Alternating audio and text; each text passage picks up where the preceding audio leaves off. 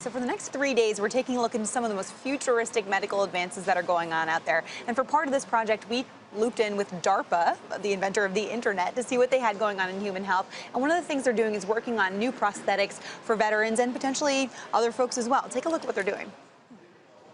I lost my arm up here when I stepped on a bouncing Betty landmine.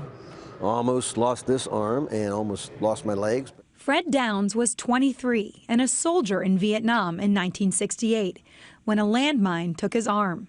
When Downs returned from the war, his options to address his injury were limited. The Army fitted me with what I call a hook, which is a plastic arm that was the only thing available in those days. He wore that style of prosthetic for 47 years.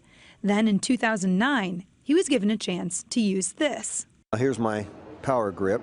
The Deca Arm is built by Deca Research and Development and funded by the Defense Advanced Research Projects Agency, or DARPA, a branch of the Department of Defense. Downs uses sensors mounted on his shoes to control the arm, and he says the technology is a huge improvement from his old prosthetic. Well, it's very strange because for the first time in 40-some years, I have the ability to use my left hand to grasp things. It's part of a recent wave of technology that's helping change the way we think about what prosthetics can be. Let me show you something really cool. Dr. Justin Sanchez is project manager for DARPA's Biological Technologies Office. He works with teams of researchers across the country, testing new types of prosthetics. And they're doing things that just a few years ago may have seemed like science fiction. The next generation of prosthetic connects directly to the brain and has the same range of motion as a natural arm. It even has sensors to allow the user to feel pressure. We can do very light touches, we can do harder kind of touches, and the person can actually distinguish between the light touch and the harder touch.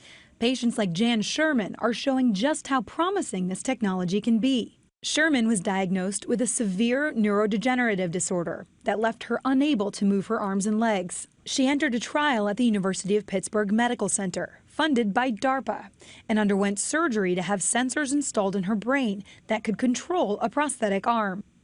After some training, she showed that she could control the arm by just thinking about moving it, feeding herself for the first time in a decade. Something as simple as that can make all the difference in the world.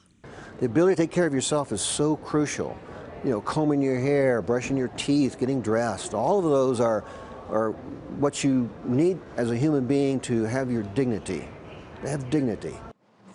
So these technologies that go directly into the brain, obviously they're in the very early stages right now. We're seeing that patient who's trying this out in the lab, in the, in the operating room, really, not the operating room, but in the room where they're doing this.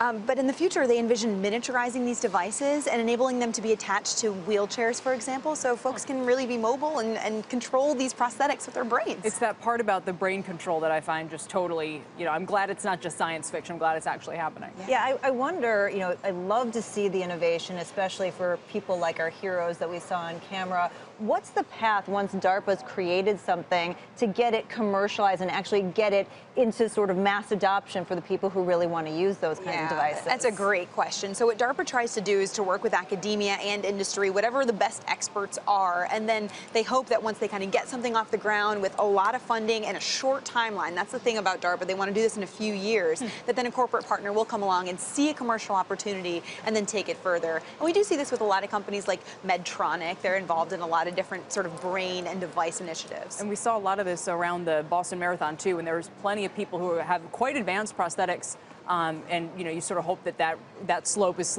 very vertical and that the advancement rapidly continues.